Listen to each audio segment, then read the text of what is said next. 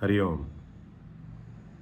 ఇవాళ మనం మాండూక్యోపనిషత్తులో ప్రవేశిద్దాం.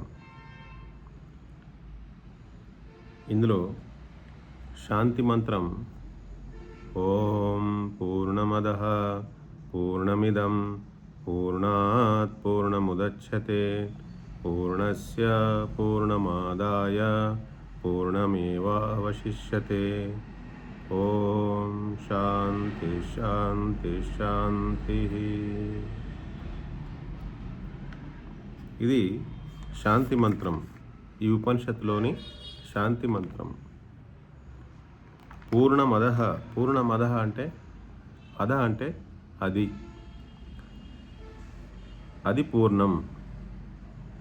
అది పూర్ణం అంటే ఈ సృష్టికి మూలం ఏదైతే ఉన్నదో అది భగవంతుడు అనుకున్నా, బ్రహ్మతత్వం అనుకున్నా,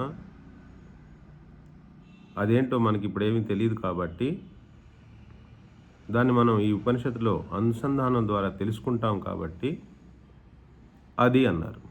మన నుంచి దూరంగా ఉందేమో అని, అంటే మన నుంచి దూరంగా ఉన్నదాన్ని మనం అది అంటాం, మనకి దగ్గరలో ఉన్నదాన్ని ఇది అంటాం.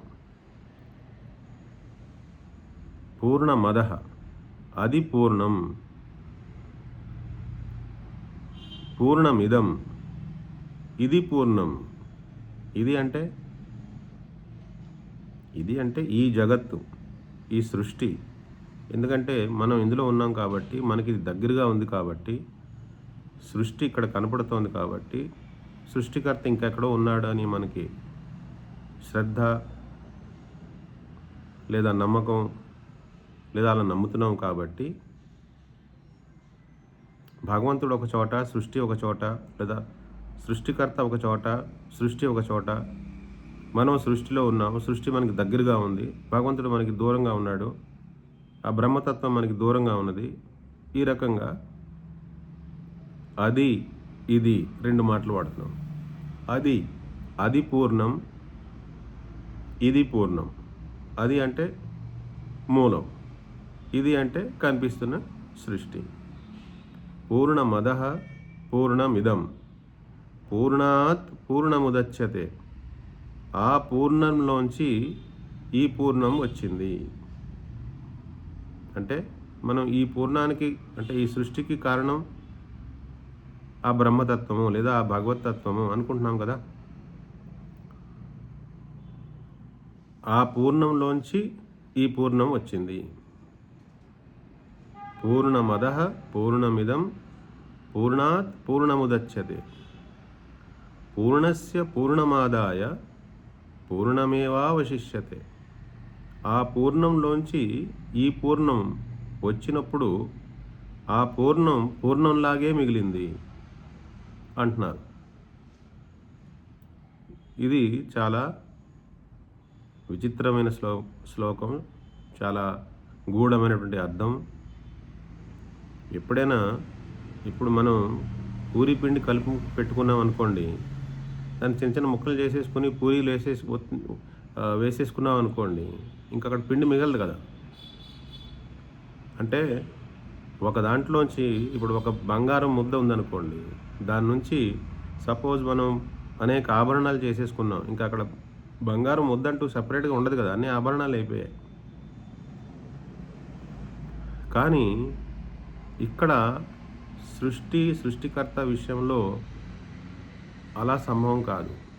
ఇక్కడ ఏమంటున్నారంటే ఆ పూర్ణంలోంచి ఈ పూర్ణం వచ్చింది, ఆ పూర్ణంలోంచి ఈ పూర్ణం వచ్చినప్పుడు ఆ పూర్ణంలాగే ఉన్నది.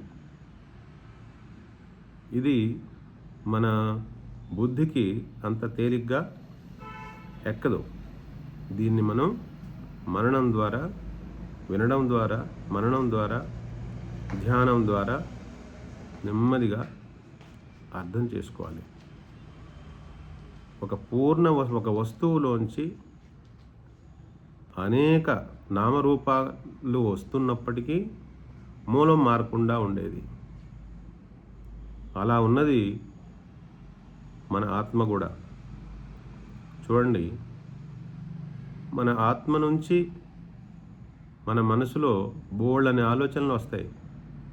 కానీ ఆత్మ ఆత్మలాగే ఉంటుంది.